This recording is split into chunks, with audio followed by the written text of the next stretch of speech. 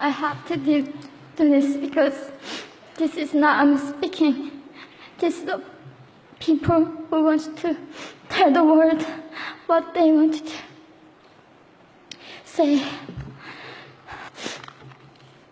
North Korea is an unimaginable country. There is only one channel on TV. There is no internet.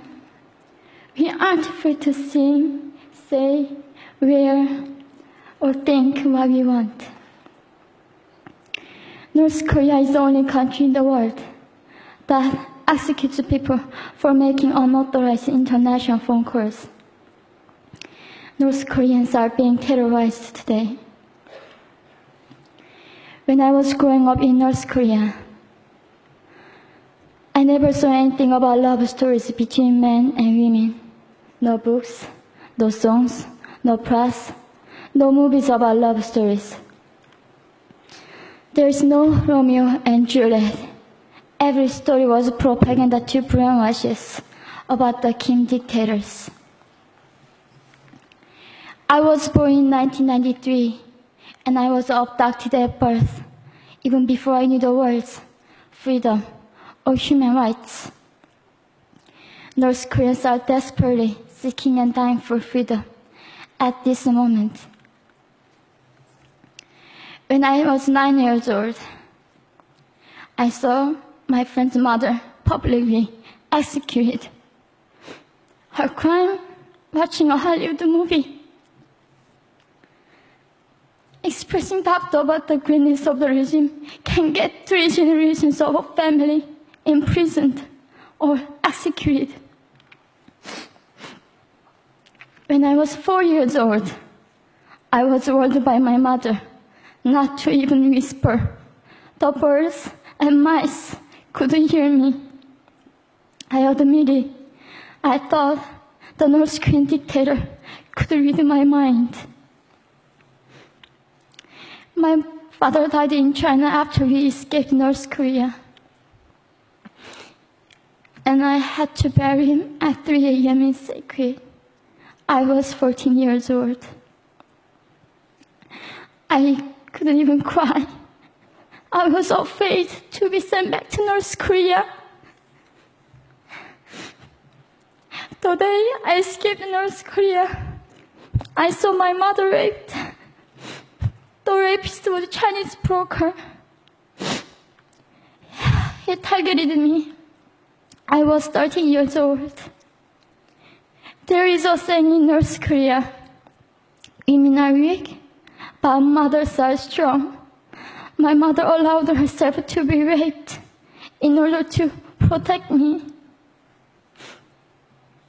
North Korean refugees, about 300,000, are vulnerable in China. 70% of North Korean and teenage girls are being victimized, sometimes sold for as little as $200. We walked across the Gobi Desert, following a compass. When they stopped working, we followed the stars to freedom.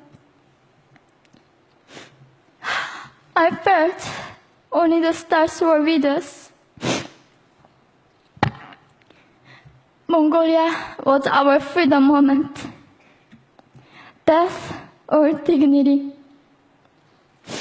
Armed with knives, we were prepared to kill ourselves if we were going to be sent back to North Korea.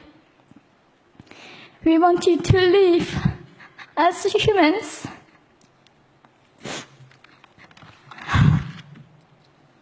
People often ask me, how can we help North Koreans?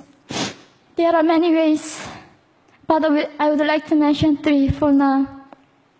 1, educate yourself so you can raise awareness about human crisis in North Korea. 2, help and support North Korean refugees who are trying to escape to freedom. 3, petition China's stop repatriation. We have to shed a light on the darkest place in the world. It isn't just North Korean human rights. It's our right that North Korean dictators have violated for 7 decades. We need governments all around the world to put more pressure on China to stop repatriation. In particular, Chinese delegates of One Young World can play a part by speaking up.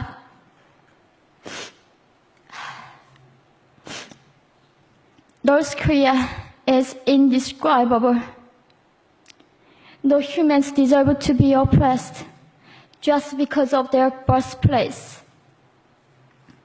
We need to focus less on the regime and more on the people who are being forgotten.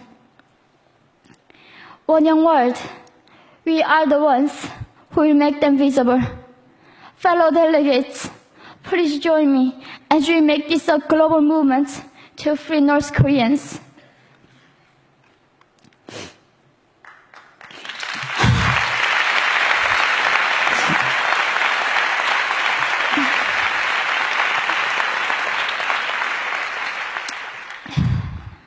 When I was crossing the Gobi Desert, scared of dying, I thought nobody in this world cared. It seemed that only the stars were with me. But you have listened to my story. You have cared. Thank you very much.